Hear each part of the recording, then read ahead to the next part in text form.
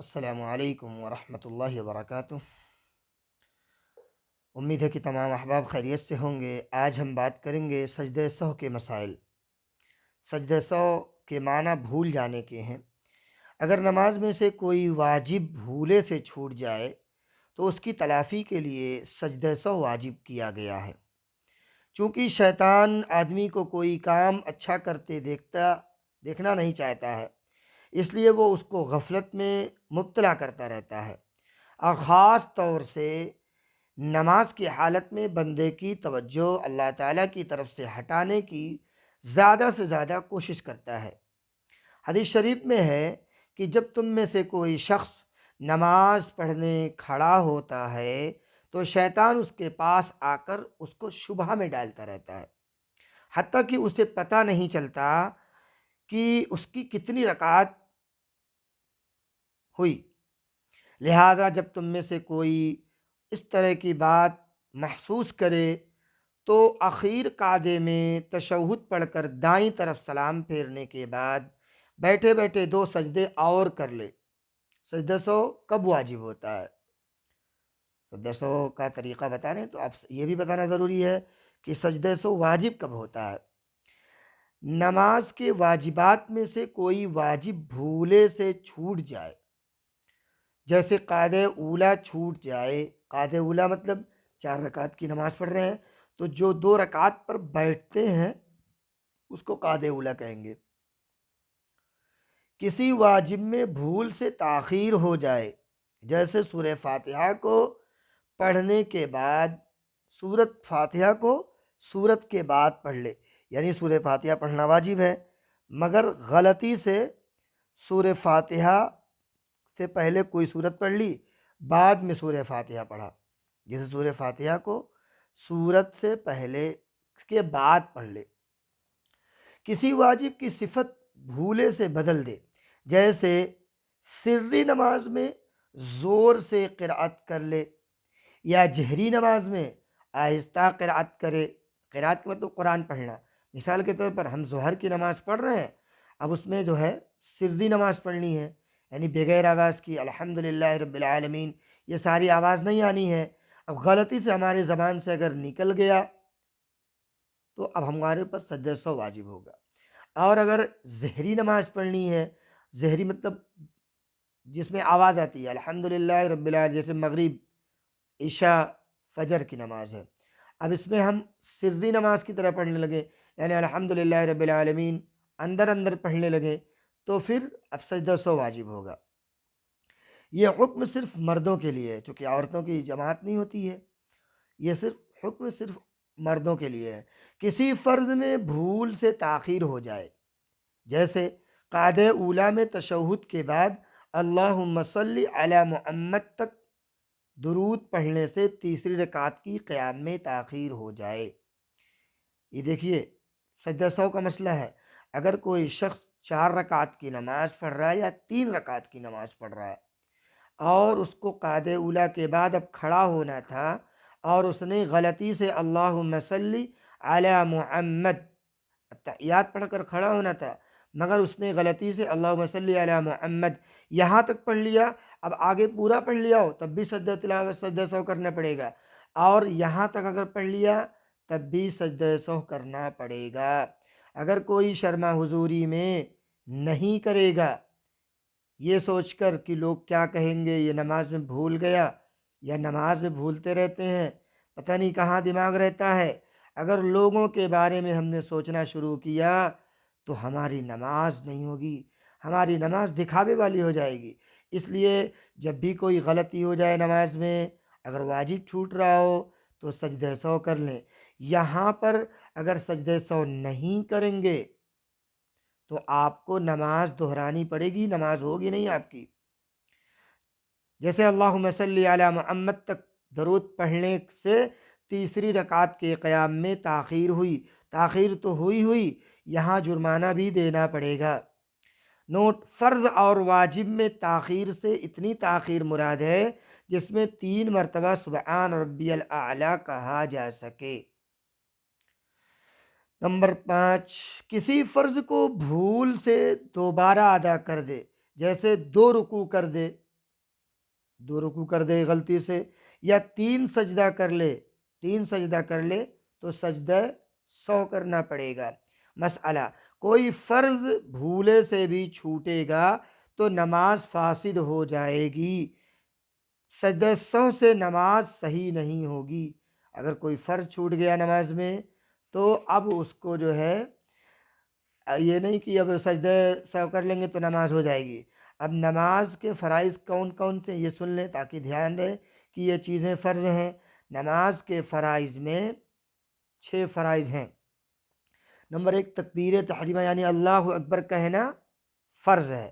Number 2 قیام کرنا یعنی کھڑا ہونا، سیدھا کھڑا ہونا فرض ہے۔ اگر کسی کے ساتھ پریشانی ہے، مجبوری ہے، بیماری ہے تو وہ الگ چیز ہے۔ نمبر 3 قرأت کرنا یعنی قرآن مجید پڑھنا فرض ہے۔ رکوع کرنا فرض ہے۔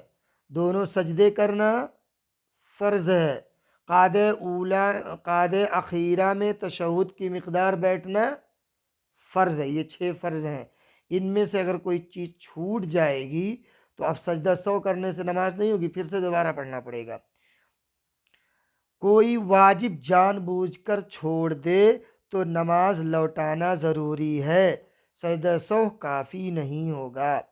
کوئی سنت یا مستحب چھوٹ جائے تو نماز کے ثواب میں کمی آتی ہے، سجدہ سو واجب نہیں ہوتا۔ مسئلہ، فرض، واجب، سنت اور نفل نمازوں میں سے کسی بھی نماز میں سجدہ سو کو واجب کرنے والی کوئی چیز پائی جائے تو سجدہ سو کرنا واجب ہوگا۔ مسئلہ، اگر کسی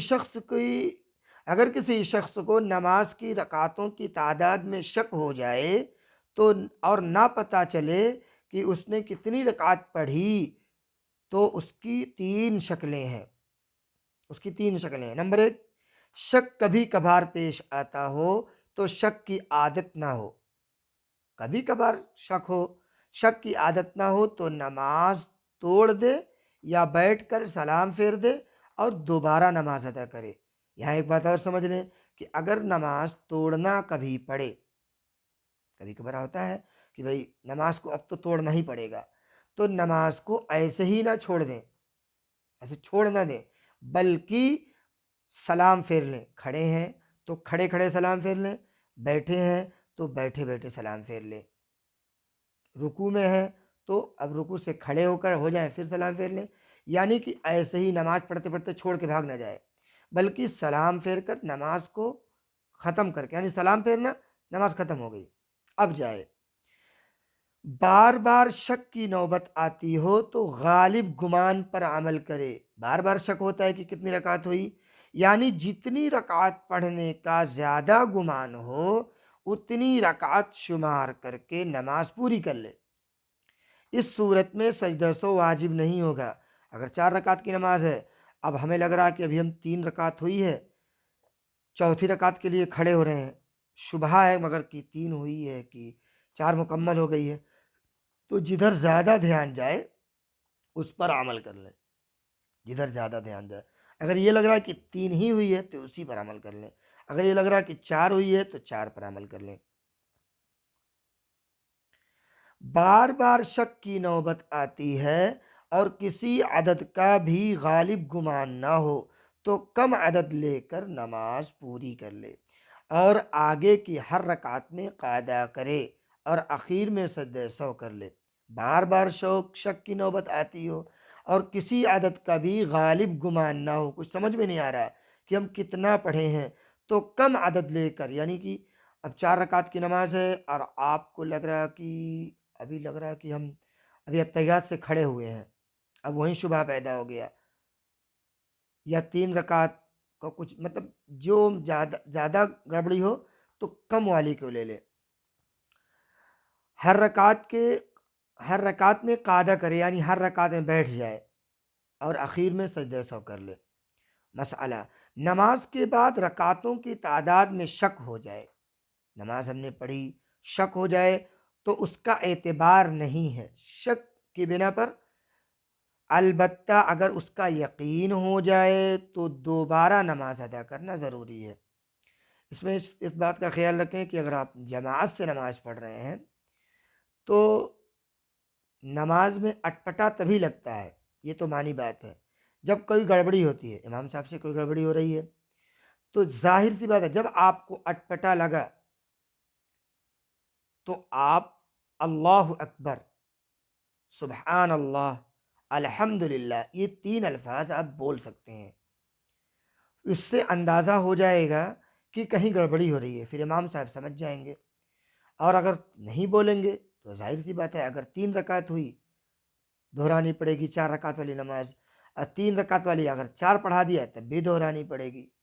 تو اس نسبت میں جب بھی کبھی نماز میں کوئی کھٹکا محسوس ہو، معلوم ہوتا ہے کھٹکا کھٹکا مطلب کچھ شبہ ہو جاتا ہے کہ کچھ گڑبڑ ہو رہا ہے، تو اس وقت آپ جو ہے اپنے اوپر دھیان دیجئے کہ ہم صحیح ہیں، تو آپ جو ہے لقمہ دے دیں، یعنی اللہ اکبر بول دیں، سبحان اللہ بول دیں، الحمدللہ بول دیں، یہ 3 الفاظ بول دیں۔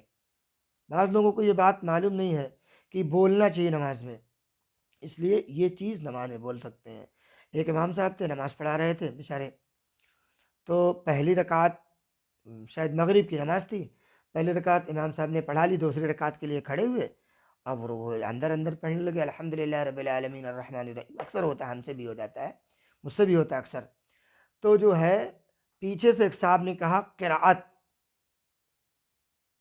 تو امام صاحب کو معلوم ہے ہم کو قرأت کرنی ہے، امام صاحب نے قرأت کی اور سجدہ سہو کر لیا، چونکہ لیٹ ہو گئی تھی اور وہ اندر اندر پڑھ رہے تھے، امام صاحب نے سجدہ سہو کر لیا، نماز ہو گئی، مگر امام صاحب نے کہا کہ بھائی جنہوں نے ہم کو لقمہ دیا تھا پیچھے سے قرأت کے لیے وہ نماز پھر سے پڑھ لیں، اس لیے ان کی نماز نہیں ہوئی۔ تو قرأت یہ الفاظ دوسرا آ گیا، سبحان اللہ، الحمدللہ، اللہ اکبر آپ بول سکتے ہیں۔ اللہ تعالیٰ مجھے بھی اور آپ تمام احباب کو کہی ہوئی باتوں پر عمل کرنے کی توفیق عطا فرمائے۔ آپ سے گزارش ہے، بار بار گزارش کی جا رہی ہے کہ چینل کو سپورٹ کریں تاکہ زیادہ سے زیادہ لوگوں کو دین کی باتیں معلوم ہو۔